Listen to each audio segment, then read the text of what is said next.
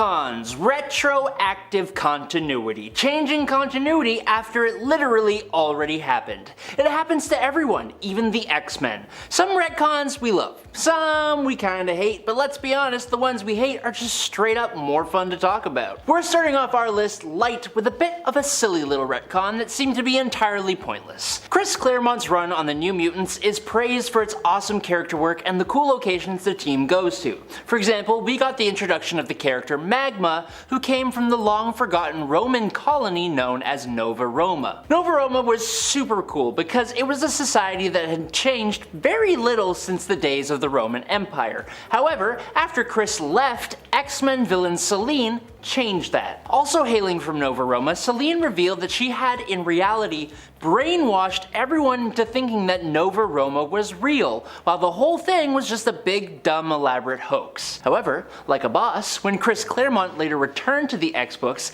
he changed things again so that the hoax was part of another bigger hoax instead, and he made it so Nova Roma was back to what he originally had created.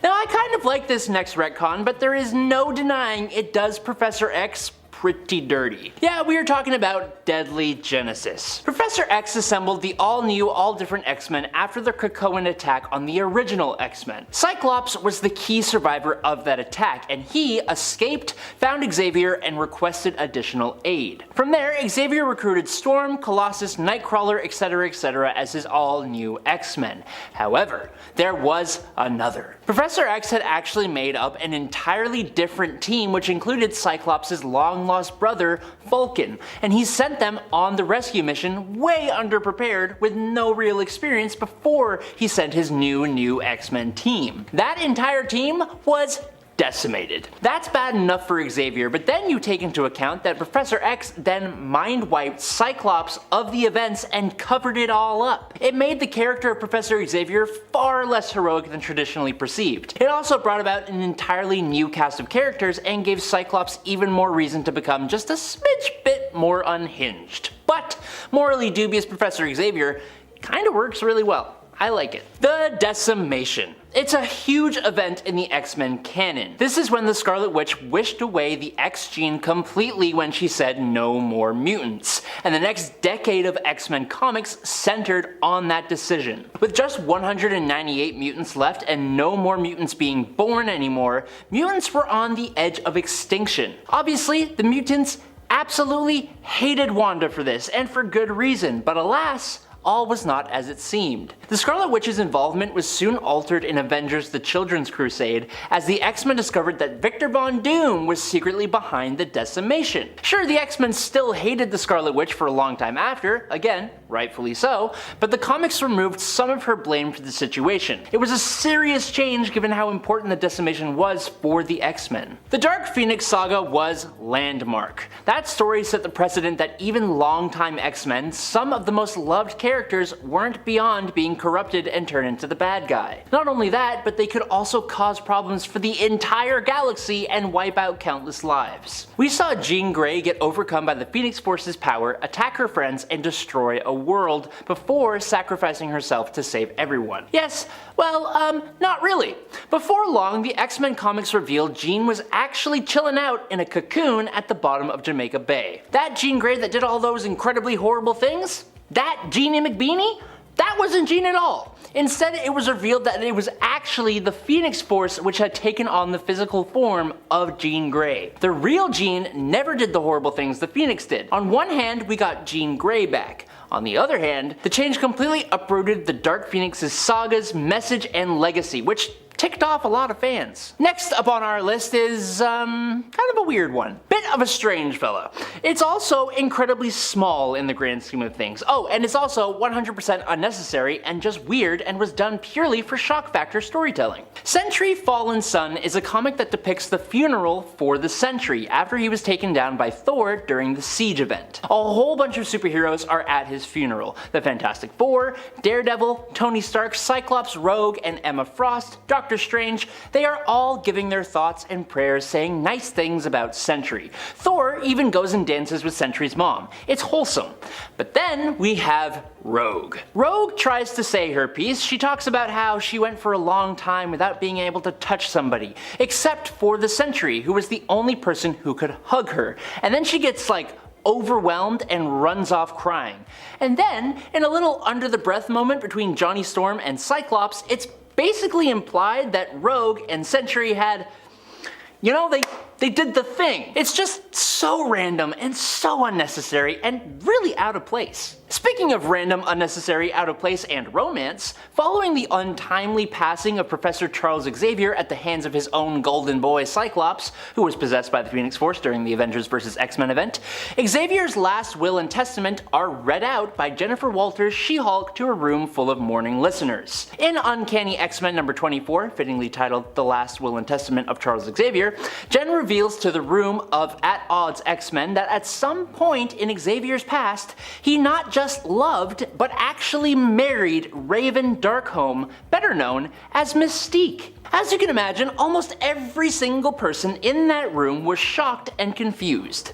He then went on to tell them about the most powerful mutant any of them had ever seen, and they had to go deal with that. But Professor X married Mystique, so I guess that kind of makes him Nightcrawler's stepdaddy, which is weird. Speaking of which, it's common knowledge to most readers by now that Nightcrawler is the son of Mystique, something that was revealed and confirmed ages ago in 1994. To cut the story short, Mystique was posing as a German woman and became the wife of a very wealthy and regular human man. After giving birth to a very much not normal human mutant child in the form of Nightcrawler and exposing herself as a mutant during labor, she ran away, abandoning baby Nightcrawler. It was later revealed that Kurt's odd appearance wasn't just due to Mystique being another blue mutant, but was actually due to his real father, which by the way was not the human man. Kurt's biological father is actually Azazel, a member of an interdimensional group of ancient demon-like mutants. To maintain his presence on Earth, Azazel basically makes babies every few years.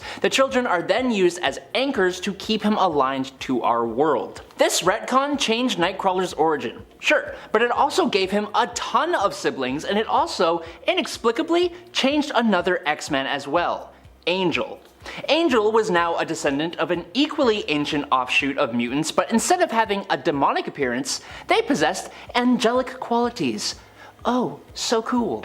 I hate it. Now personally, I am a fan of this next retcon. So after having the adamantium forcibly ripped out of his body by Magneto in X-Men number 25 volume 2, Wolverine came to learn that his claws were actually made of bone and are a part of his mutation. This revelation came alongside a whole bunch of other things that the traumatic events had on Logan, but funnily enough, this small little fact of his claws being natural was large enough to blow a hole in several Wolverine stories where he specifically talks about not having claws before getting involved with the Weapon X program. In the past, there were actual panels of Wolverine having his adamantium bonded to his skeleton, and it was heavily implied that the claws were implanted alongside all of it. Now of course, Marvel waved this off with the unreliability of his fragmented memories, but funnily enough, it started a whole thing of uncovering Wolverine's past, which led to him being well over 100 years old, having his real name be James Howlett, not Logan,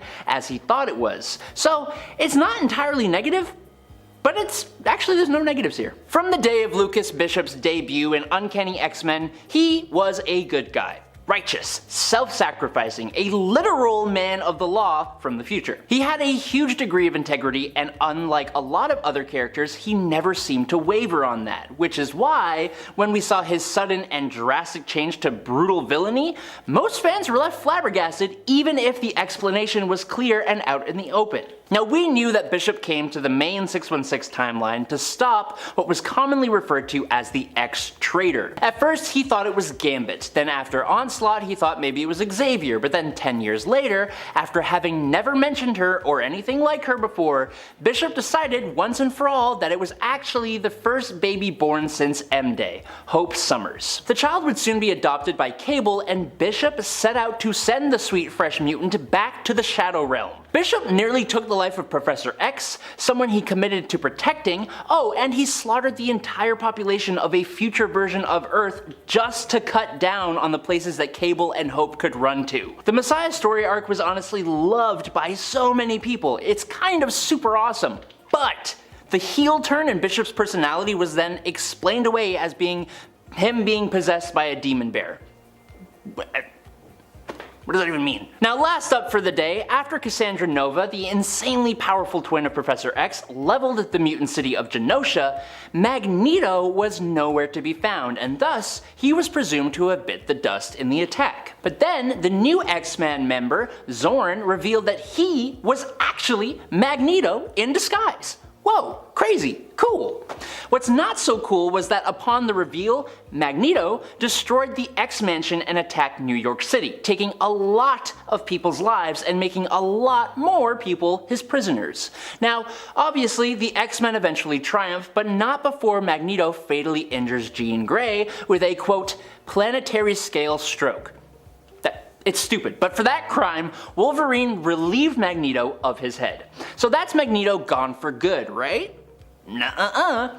Once the writer of the story, Grant Morrison, finished his run, Marvel brought both Magneto and Zorn back, and even revealed that there was actually two Zorns. The Zorn that the X-Men had come to know wasn't actually Magneto at all, but an imposter, and the new Zorn was that one's brother. So, Magneto was cleared of wiping out hundreds of thousands of people this one time, and that made it okay for the supervillain to become one of the X-Men. For the Incredible Hulk, things rarely go smoothly, and unfortunately for Marvel and its fans, sometimes that includes his retcons. Now, retcons by default erase or make big changes to what previous writers had done with a character or storyline. That's just the way it is. What's a little less common is when a writer basically retcons everything in their run on a character that had been done by the previous writer. Bruce Jones's second volume of the Hulk was a mixed bag. While it lacked on a lot of the smashy breaky bang bang stuff that a lot of Hulk fans liked, it did a lot of work for the psyche and character of Bruce Banner himself. I've seen it compared to the X-Files a little bit. It was controversial, but it was still cool. Well then, Peter David returned to the character for Tempus Fugit, or Tempus Fugi, and he made it so that Nightmare just popped up out of nowhere and revealed that a lot of the stuff in Volume 2 didn't actually happen at all, and it was actually the Hell Lord Nightmare just messing with Bruce's mind for literal years. Fans were pretty peeved about that one, and Tempus Fugi has been accepted as one of the worst Hulk stories in Marvel's catalog. But okay, I think it's important to note that Peter David is not a bad writer at all, especially for the Hulk. Peter David had an amazing 12-year run on Incredible Hulk, but it kind of ended in tragedy, specifically for the character of Betty Ross. In the ending of Incredible Hulk 456, after things had gotten better for Bruce and Betty, the two go to bed only for Bruce to wake up finding Betty covered in huge amounts of cellular damage thanks to radiation poisoning, seemingly from him. She then promptly passed away at 10:39 a.m. on May 9th, and it was kind of doubled down on in Peter David and George Perez's Future Imperfect story, where Betty's ashes are in the possession of the future Rick Jones. But then, the mess began.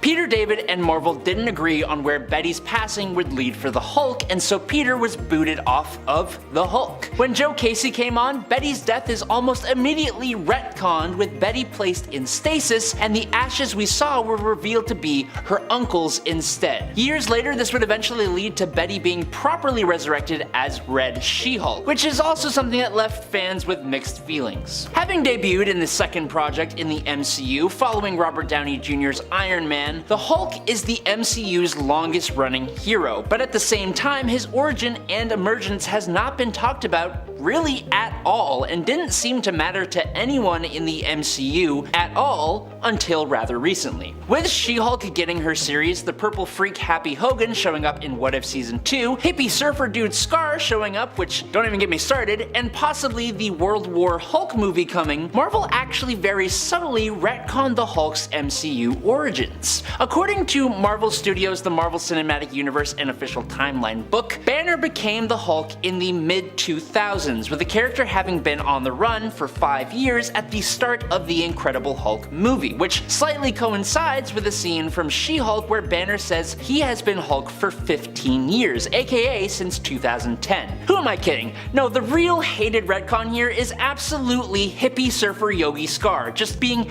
randomly shoehorned into She-Hulk Attorney at Law. It was so dumb. No. Now retcons are pretty controversial for a few reasons. I think the main two reasons would be that 1, they are just handled really sloppily sometimes, but 2, comic book fans just don't really like change. But change is necessary in comics, especially as time goes on and characters require successors for the existence of our favorite characters to even make sense. Miles Morales is an example of a successor that people actually loved, until he just became a second Spider-Man, which fans still loved. But one successor fans did not love was Amadeus Cho. Now I have to be honest, I actually did like Cho as the totally awesome Hulk. It was fun, and that's enough for me personally, but fun isn't traditionally the Hulk's thing, and it also isn't really the Hulk's thing to pass on his persona to another person. The Hulk title isn't like Captain America's shield or a Spider-Man costume. The Hulk is an alter ego of Bruce Banner, a reflection of his trauma. Sure, the gamma radiation makes sense to be transferred to someone else, but you lose a significant amount of what makes the Hulk by giving it to someone else. So needless to say, Amadeus Cho's time as the totally awesome Hulk didn't really last. Now during the Planet Hulk storyline, Bruce Banner was tricked by his supposed friends, all members of the Illuminati, and was sent to the planet Sakaar, which he then liberated and conquered. Then he mistakenly believed that a device set by the Illuminati had laid low millions of his new people, including his pregnant wife. Hulk came back to Earth and laid waste to those that betrayed him, and brought down everything and everyone who stood against him. Nothing could stop him. He destroyed Iron Man's latest Hulkbuster, wrecked a Zom-empowered Doctor Strange, and had a super intense fight with the Sentry that he technically kind of won. In the end, Hulk was about to destroy the entire planet before Tony Stark called down a combined strike from orbital satellites that finally took down the Hulk. Then Marvel released Maestro World War M number 3 and basically had Dr. Doom point out that that made no damn sense. Someone proposes to use the exact same kind of orbital satellite death ray to take out Maestro, who is an evil future version of the Hulk, and Doom just kind of scoffs and says it would literally just bounce off of him. Maybe this is more of Marvel poking fun at itself more than a retcon, but still. But this is actually a two-parter. So yes, Marvel kind of called out their own choices with World War M, but the orbital satellite strike itself was actually retconned. The actual conclusion of World War Hulk with the use of the satellites felt very lackluster, with the Hulk basically just giving up and allowing Iron Man to unleash his Deus Ex Machina. So, a few years later, a retcon for that sequence explained that the satellites were actually siphoning off gamma radiation from Hulk's body. While part of this led to the motivation of a faction of Hulk villains, it was also used to explain the creation of the Red Hulk, which people did not like, and it was followed by Red Hulk taking the leading role in a series that was supposed to be about the actual Green Hulk. But also, if Tony had such a crazy anti-gamma super draining weapon, 1, there's no reason to send Banner to Sakaar in the first place, and 2, why did he need to hijack several different countries and even other planets' satellites? It's weird. I don't like it. Now, while I and a lot of comic book fans are actually fans of the Immortal Hulk series and how it brought some significant changes to the character of the Hulk, particularly when it comes to how it is that all these various different Hulks have been able to be resurrected so many times, the run also happened to make some big changes to the origin of the character, and for a lot of fans, you just don't mess with that kind of thing. The Hulk's traditional origin saw Bruce Banner studying gamma radiation, helping to design the gamma bomb. While they were testing the device, Bruce rushed out and shielded Rick Jones, who was in the blast radius, exposing Bruce to massive amounts of gamma radiation. It's very science fiction. Immortal Hulk takes that and also makes it supernatural. Now, gamma radiation has magical elements that weaken the barrier between our world and a hell-like plane that lies below all others called the Below Place, where the One Below All lives. The gamma then allows the One Below All to turn these gamma mutates into his avatars on Earth. Hulk is the greatest of them. Personally, I actually kinda like this one, but I understand why for a lot of longtime fans,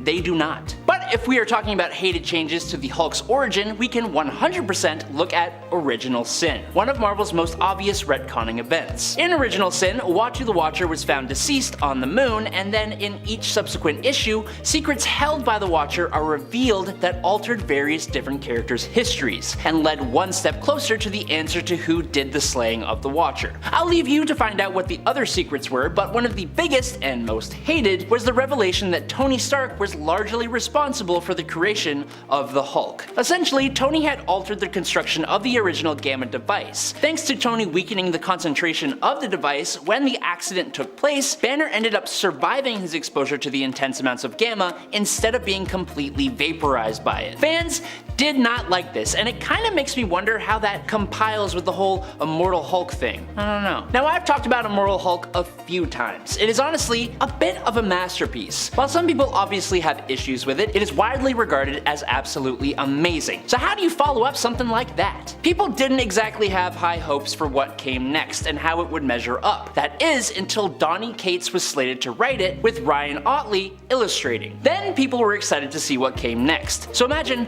everyone's surprise when they immediately chose to ignore Immortal Hulk almost entirely. Hulk was advertised as literally immortal no more, and it completely set itself apart in tone. Immortal Hulk ended with Bruce finally getting rid of his father's influence, and their surviving Hulk personas uniting to inspire Bruce to turn over a new leaf. Hulk starts with Bruce and Hulk back at odds again, and in Hulk number 6, the Betty Ross in Bruce's mind is revealed as Brian Banner, who has somehow infested his son's consciousness yet again. Brian was supposed to be gone for good, and his return means that Bruce is still a prisoner of his past. It's just an odd choice, and the entire run got completely canned after it barely even got started in the first place. Now, for this last point, I want to circle back to Immortal Hulk yet again, but I want to take a different spin on the idea of worst Hulk retcon. For the rest of this list, I had looked at retcons that were pretty vastly disliked by fans. The Immortal Hulk changing Hulk's origin was disliked by fans, but it brought a whole whack of really cool stuff at the same time. One of the coolest things, in my opinion, but one that is the worst because it's terrifying, is how bad things could have gotten for the entire universe if things went the way the One Below All wanted in Immortal Hulk. So the Hulk was retconned to be the avatar for the One Below All. In a possible alternate future, the One Below All would manage to take over the Hulk completely and turn him into a being of unfathomable power and destruction who would go on to destroy every known thing in the entire universe, then consume the very essence of said universe. So that when the universe rebooted, the Hulk would end it all before it even started again. That destructive end could have been the Hulk's entire purpose for life, and was luckily prevented from happening thanks to some time shenanigans. But I kinda loved the entire thing. It was super interesting to me. At best, retcons can fix inconsistencies and bad storytelling in comics. At worst, retcons can create inconsistencies and lead to bad storytelling in comics. Unfortunately, these are some of those. As many of you probably know, Marvel seems to love doing this thing where they make you believe a character is a mutant for a very long time and then one day just randomly establish that they aren't and that they never were. Almost every time this happens, people hate it. Wolverine's lupine era is another great example. Wolverine has been around forever and has been a mutant basically for as long as we've had him. That all changed in 2007 around issue 50 of Wolverine Volume 3. Well, for a little while there, Wolverine was a lupine, a human descended from wolves. Wolverine was told this by ancient evil Romulus and didn't take it well. I guess the good news is neither did fans. This retcon was received so poorly, Marvel did a double retcon to essentially fix it. In the later comic Wolverine Volume 2 number 312, Romulus' sister Remus ends up literally telling Wolverine that everything her brother said wasn't true, and the lupine species was not actually real. Well, that takes care of that, I guess. Next up, chaos magic. What is it, and was it ever real? After we learned that Wanda was tied to Chthon, over time the magic she used was also tied to him and her connection to the demonic powerhouse as a god. As the god of chaos, one of the titles that Chthon claims to have, this magic type became known as chaos magic. But there was also the issue of Wanda's initial origin. Wanda was first introduced as the Scarlet Witch back in X-Men, where she was teamed up with the Brotherhood of Evil Mutants. She was an evil mutant who had an unpredictable hex-based power set, often bringing bad luck to her opponents whenever she used her abilities, though not as in control of them as we now know her to be. She usually couldn't pick exactly what would happen, she'd just like hex people and something bad would happen. So, which was she? Was she mutant or was she magic? Or was she some combo of these two things? That's kind of what chaos magic was considered to be for a while, a sort of combo of those two things, until Avengers disassembled, when it was then established by Doctor Strange that chaos magic was no longer real. In fact, according to Strange, it never had been real. This was the reason he couldn't help Wanda or the Avengers during Avengers Disassembled or House of M. However, later still, chaos magic was then re-retconned back into existence as Wanda, now no longer considered a mutant, needed an exploration for her natural magical aptitude. Not only that, but chaos magic was then considered to be the oldest form of magic in all of existence, apparently, predating even Chthon. And apparently this is also sometimes why Doctor Strange didn't know about it, because it's so old, but you'd think as the Sorcerer Supreme, you would know that. Chthon apparently didn't create this magic, he simply used it, because that's how old it was. Wanda's link to Chthon, chaos magic, and the mystic arts through her family lineage were used to explain her innate power, especially because she's not a mutant, so whatever. Poor Zorn was a victim of identity theft, but then not actually. Turns out he was the one committing identity fraud. We see Zorn for the first time in New X-Men Annual 2001 as Zorn, but it was all revealed at the end. Zorn was actually a vengeful Magneto using the Zorn identity to get closer to the X-Men. Turns out it was actually Zorn pretending to be Magneto, pretending to be Zorn, and Zorn was being controlled by someone named Sublime to foster mutant hatred in the world. So that's fun. At the end of the final battle, Zorn dies but then comes back because his essence was still connected to Sublime. Eventually though, he did disappear and his twin brother came to take over his place in the X-Men. He had all Zorn's powers and even had a mask like his. Marvel editors just really liked the character of Zorn and wanted him around permanently, whereas Marvel in general wanted Magneto back. It worked out well for everyone, well, except the storyline that Zorn originated in. Throughout it, there were hints everywhere that Zorn was actually Magneto, as that was always the intention. I guess they just mean nothing now. Speaking of weird characters that we thought we know who they were, but then it turned out maybe we didn't know. Did you know that Spider-Man has a sister? Yep, he does. Well, sort of. I actually don't mind Spider-Man having a secret sister in the comics, that's not what I'm upset about here, and that being a big reveal. But what I did not like about this one was the fact that it wasn't super consistent, kinda like Zorn. It was like Marvel was afraid to fully commit, so near the end of this adventure with his supposed sister Teresa, it's implied that she might not actually be a sister at all, and that her origins are as of yet unconfirmed in that regard. But either way, Peter still confirms that he considers her his family regardless. Keeping it ambiguous is not my favorite when it comes to comic book family history, especially as someone that needs to keep track of that stuff. Franklin Richards, son to Mr. Fantastic and the Invisible Woman, has been having a bit of an identity crisis lately. First, he is a mutant and invited to Krakoa to be with the other mutants. Then he can't use the portal because he is not showing to be a mutant. Then we learn his dad, Mr. Fantastic, has made a device that masks his mutant gene, so eventually Franklin does end up on the island and he is a mutant again. But then, much later, after a big battle, he tries to come back, but he can't because he's not a mutant. It's hard enough to keep up with as a reader. Imagine that being your teenage years. Franklin is, or was, considered one of the strongest mutants ever, but if he uses his powers too much, it gets drained. Well, he did that, and his dad was trying to figure out what was wrong. When the X-Men extended Franklin's invite to the island, the Fantastics were thrilled, and they thought Franklin was too young to be leaving his family. There's a big fight in Washington Square between the Fantastic Four and X-Men over this kid, and it ends up being for nothing because he's not actually a mutant after all. Apparently, Franklin's powers were so strong that he unknowingly used them to make himself appear as a mutant, but when his powers are drained, he can't do that anymore, revealing his true nature. All that family and coworker drama and heartache for nothing. This has to be one of the weirdest retcons here. There are a lot of weird ones in relation to House of M that happen in retrospect and which would have changed the perspective entirely of this event, but this one really gives almost all of them a run for their money. Well, it's a tie between this one and one other one on our list, but I'm gonna talk about that one later. This one went down in Children's Crusade, where Billy finds his spiritual mother Wanda in Latveria, where Scarlet Witch claims that she is head over heels in love with Dr. Doom, and is even betrothed to marry him. What? Another interesting point Billy learns is that Wanda seems to be suffering from amnesia here.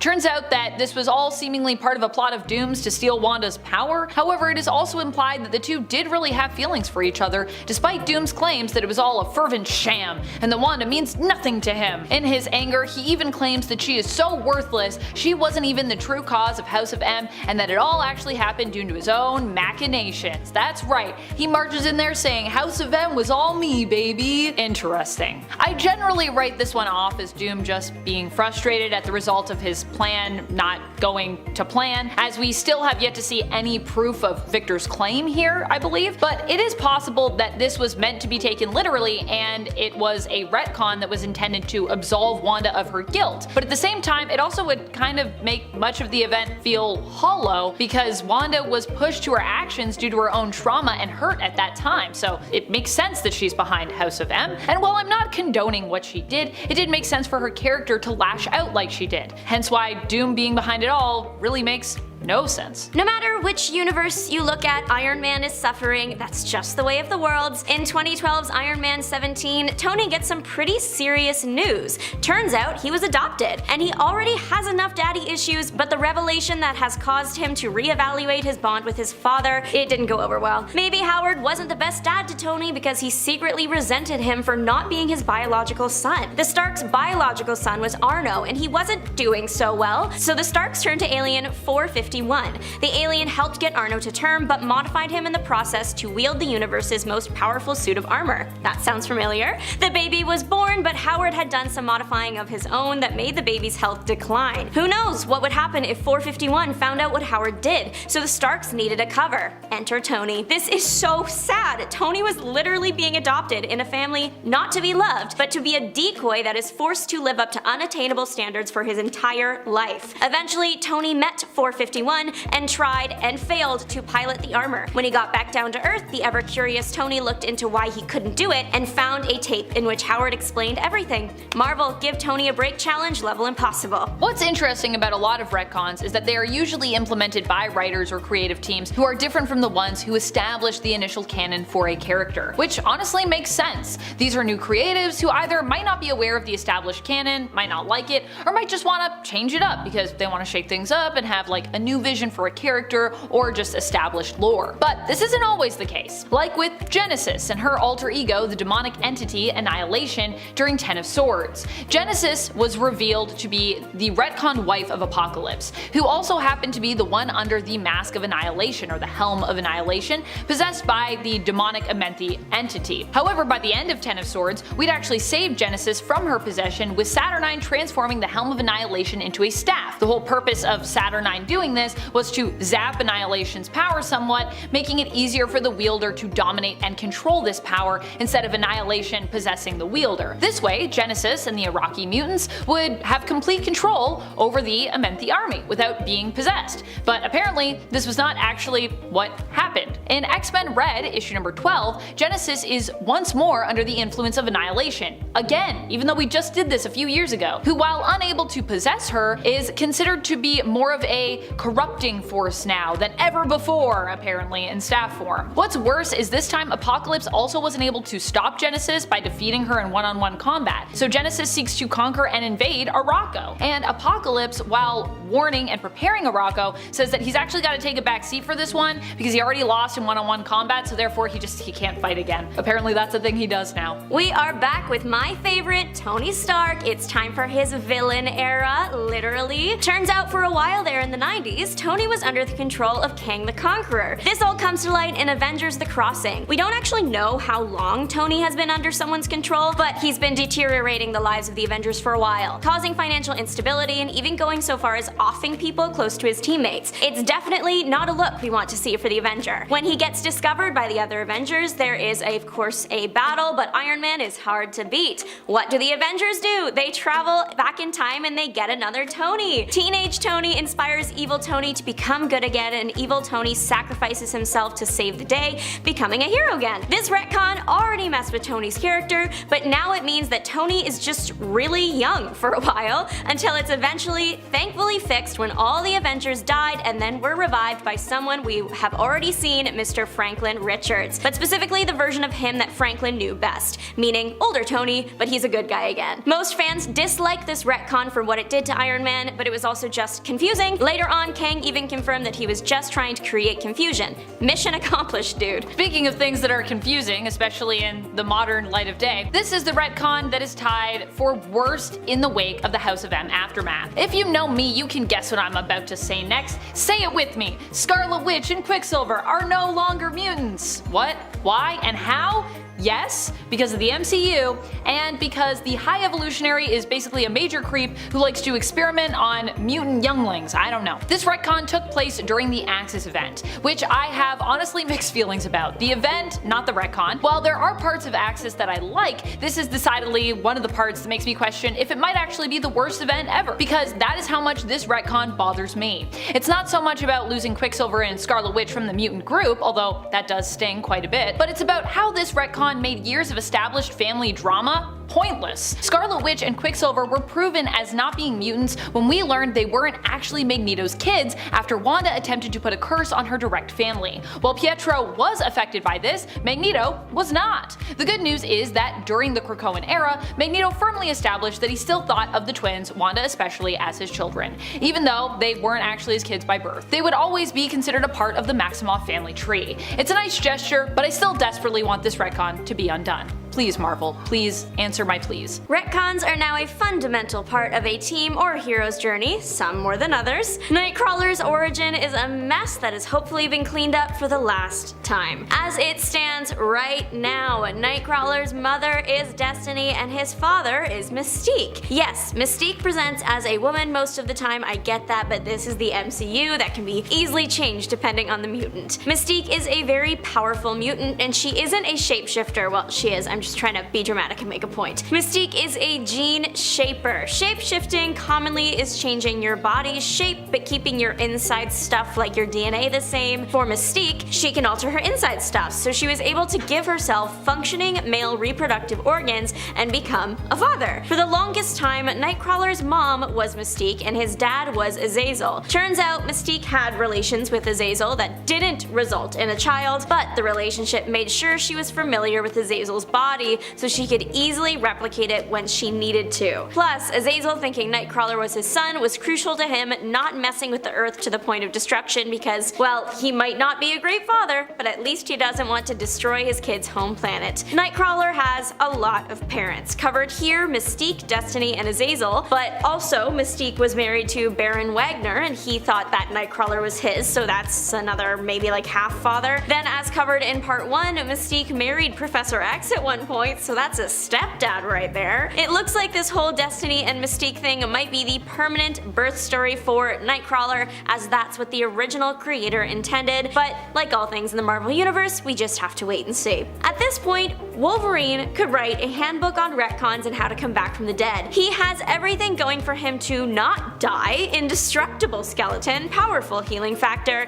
but sometimes even that isn't enough. But Wolverine is so popular so you can't kill him. So how is it that he never seems to stay 6 feet under? Well, he travels 6 million feet under and fights the Angel of Death in Purgatory for the right to come back to life. That is so heavy metal. This new info came about in 2008 in Wolverine 48 and was expanded on in Wolverine 58. The issue before this one ends with Wolverine brain dead after a fight that ended up with a bomb on the inside of his body, and the death of his girlfriend, not Silver Fox. This was a different girlfriend way later than that. Like how it happened with Silver Fox, we'll get into later, his girlfriend's passing emotionally destroyed him and his will to live. So when the time came to fight again, Wolverine didn't wanna, which is why he wasn't waking up on Earth. Eventually though, through a series of deaths and deals, Wolverine clawed his way back to the surface. Overall, this retcon is not the worst of this list. It's a pretty good explanation as to why Wolverine is always coming back even if he's been hit with something serious. Surprise! The Phoenix Force is Thor's mom. That's right, the one that X-Men Jean Grey is connected to. That has now been sort of retconned, and Thor is once again son of Gaia, or Gaia, depends on the person how you want to say it. Though we know that Mother Earth is Thor's biological mom now, there was a moment when we were meant to believe it was the Phoenix Force. The Force claimed Thor as her own, and that left everyone shocked, surprised, flabbergasted. At the time, it was like, why did we need that? Now it's kinda like,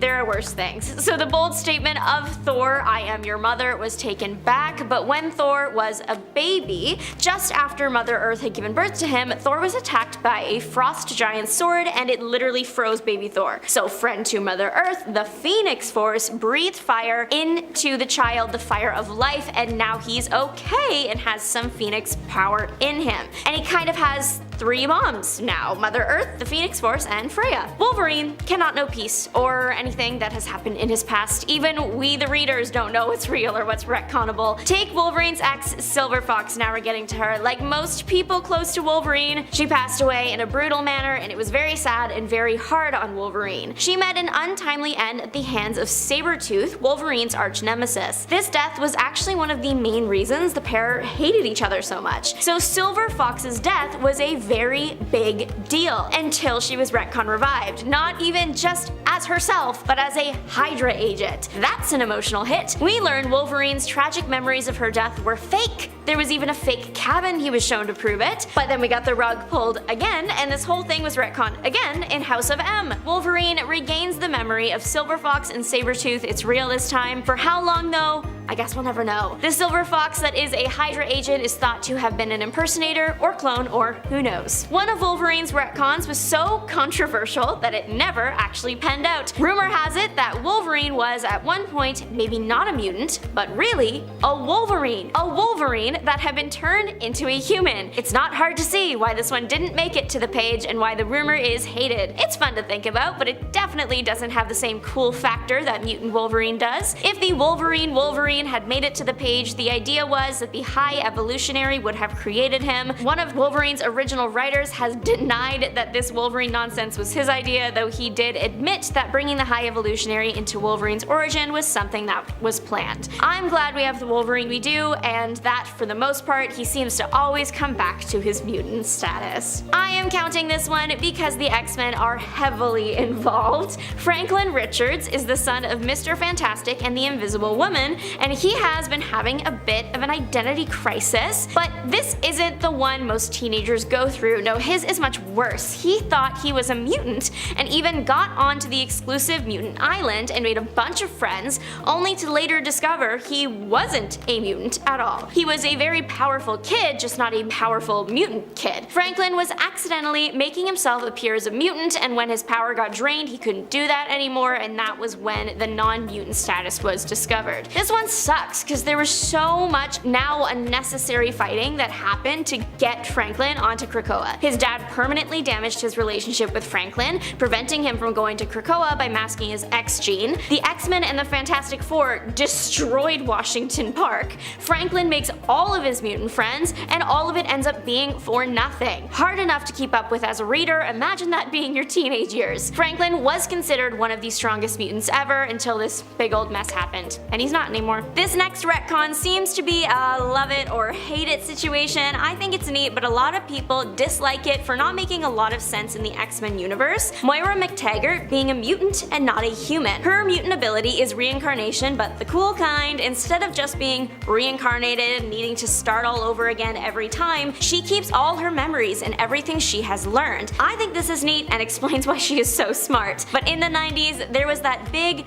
virus thing, the legacy virus, and and Moira was the first human to get it. That was a big deal. Before her, only mutants were affected by the virus. She developed a mutated strain when she got sick. This is important because before, humans were not chill with mutants, but they weren't overly hostile either. Once they learned they could catch the legacy virus, humans got a bit unhinged. Chaos ensued, there was anti-mutant riots, it wasn't cute. That would cause a lot of guilt if she were a human that caused this, but how much guilt is she feeling since now she is a mutant that lied and caused all this just to save herself from being found out? Plus, she gave a sample of the mutated virus. She literally provided a sample, and that sample was studied by great academic minds in detail, and no one clocked that they were looking at mutant DNA. Personally, I'm not a science person in our world, so I am hanging on by a thread when it comes to the MCU, but I feel like that is something that they would have or should have checked in their extensive research. Every once in a while, Marvel does this thing where they take a character that has been a mutant since creation and they suddenly take the mutant status away for whatever reason. Then they're like,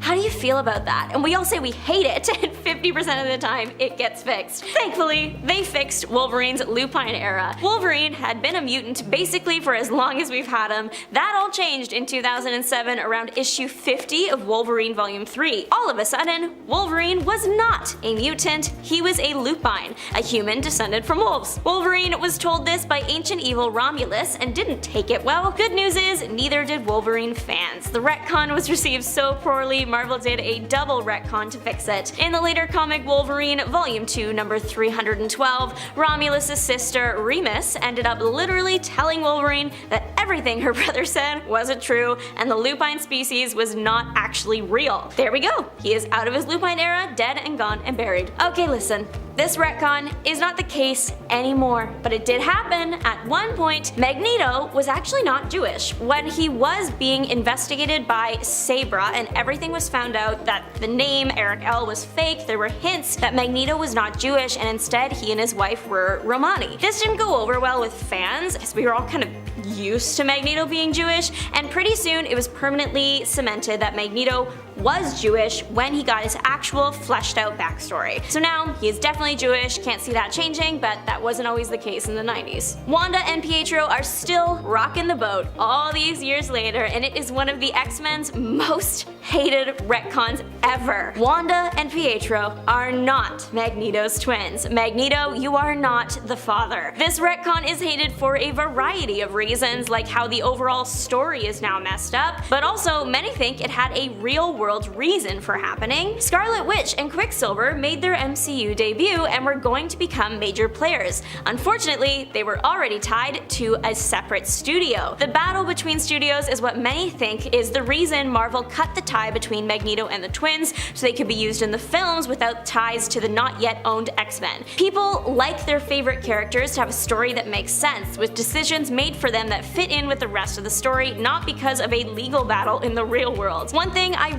really want to know because of all of this is if Wanda and Pietro are not Magneto's twins, then who are? We know the babies were born, they were delivered by an evolved cow, that's not something one forgets. Wanda and Pietro found out they weren't related to Magneto almost a decade ago. What happened to Magneto's biological twins? I literally can't find anything on it. Please someone let me know the answer. If you have it, comment down below. It's just a little weird that Marvel hasn't explored that since it's been almost a decade since Wanda and Pietro discovered their father wasn't their father. Maybe they're leaving it open so that they can bring them back in once the X-Men make it to the MCU.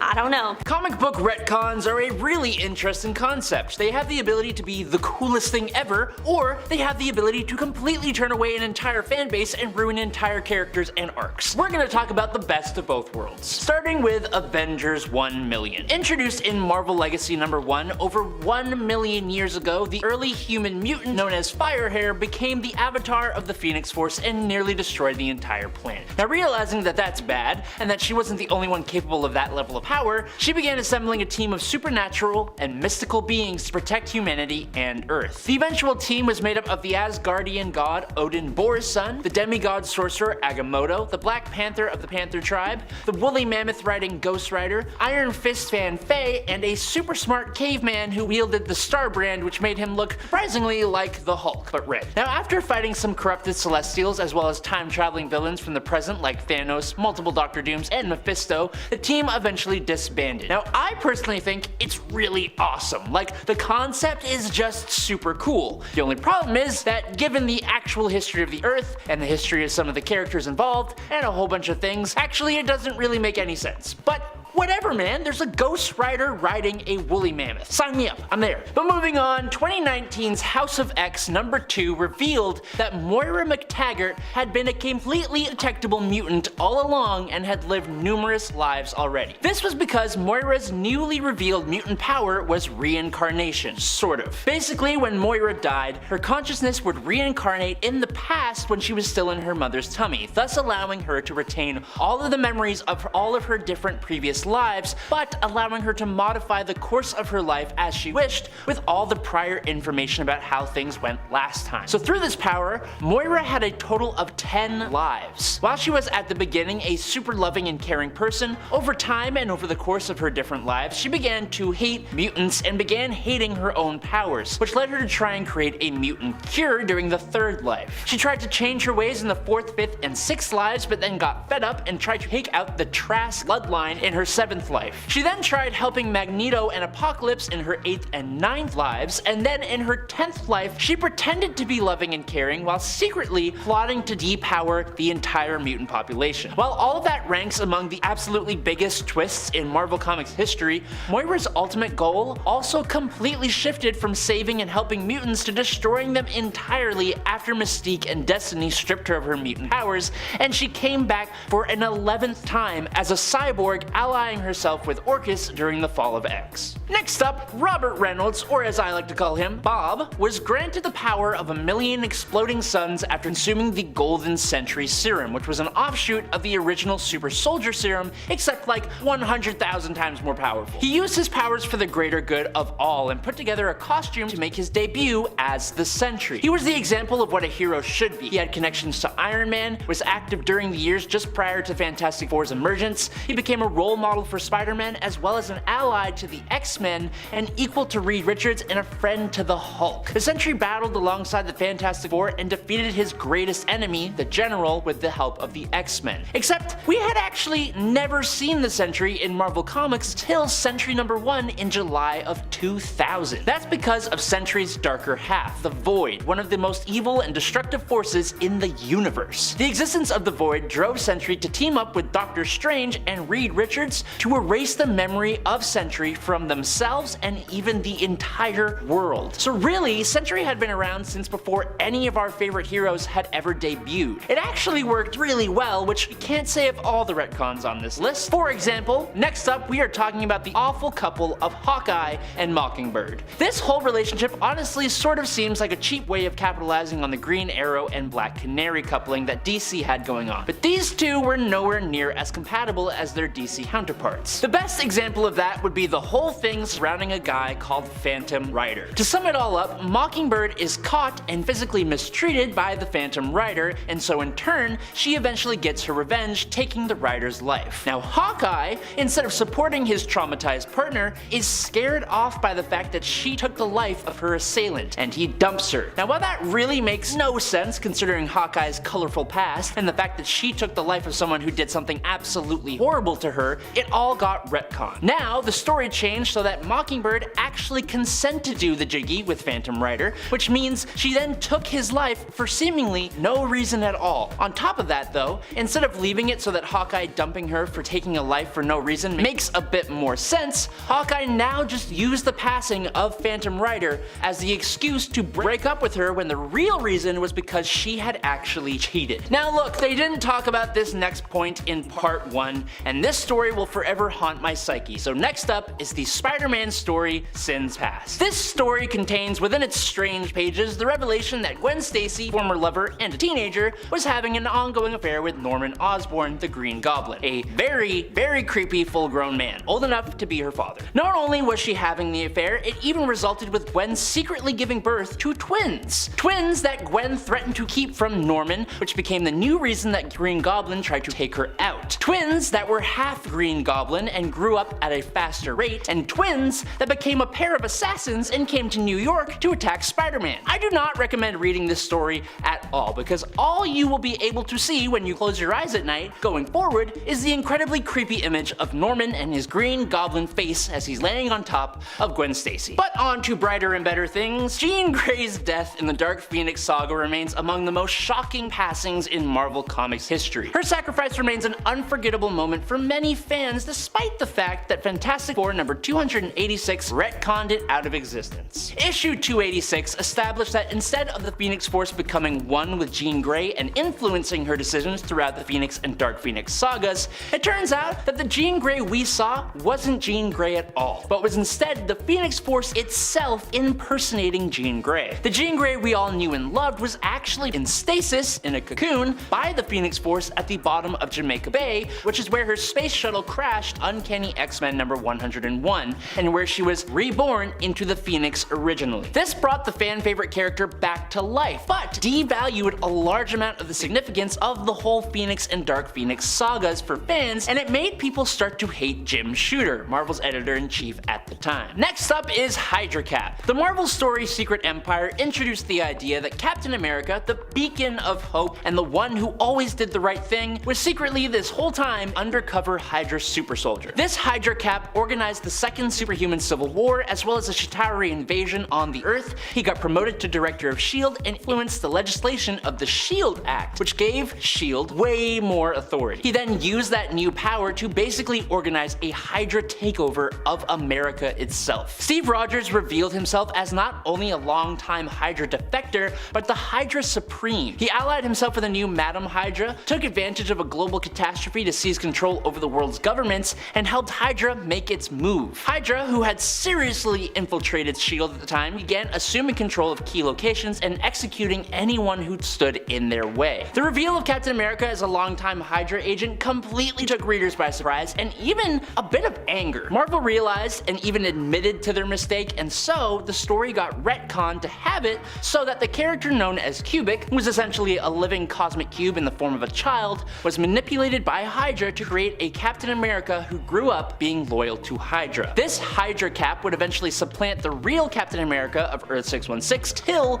the true Captain America came back and beat the snot out of him. Hydra Cap then became an actually really good villain, and Marvel has actually found a way to use the Hydra Cap again, with him recently returning under the guise of Captain Krakoa in the Fall of X storyline. But speaking of mutants, in Giant Size X-Men number 1, Charles Xavier puts together a brand new team thanks to the fact that his original X group was being held captive by the living island Krakoa. However, we later learn that this new team wasn't the only one, because Professor X already sent another new squad of X-Men to save his original team, and they were all horribly killed. X-Men Deadly Genesis revealed that Professor X had put together a backup team of X-Men made up of Sway, Darwin, Petra, and the newly revealed and teased at third Summers brother, Vulcan. This new team all seemed to perish at the hands of Krakoa, and rather than admit to his poor decision making that got a bunch of mutants AIA and taking responsibility for it all, Charles Xavier instead just erased the minds of everyone who knew about this team, including wiping the entire memory of Vulcan from his older brother Cyclops' memory. Xavier then put together a new X-Men team that debuted in 1974's Giant Size X-Men number 1. As it was, this whole thing came back to bite Xavier in the butt big way when it turned out that Vulcan hadn't actually passed away at all. Now, sticking with the X-Men and mutants, the Mutant Massacre storyline was one of the biggest X-Men storylines of the 80s. This crossover involved evil marauders slaughtering hundreds of sewer-dwelling mutants known as Morlocks before finally being defeated by the X-Men. It's not really a complicated story, but Marvel added new layers to Mutant Massacre by retroactively inserting several characters into the story who hadn't been conceived of by Marvel creators at the time the story came out. Basically, readers would learn that the Mutant Massacre was orchestrated by Mr. Sinister because because many of the Morlocks were created by his rival,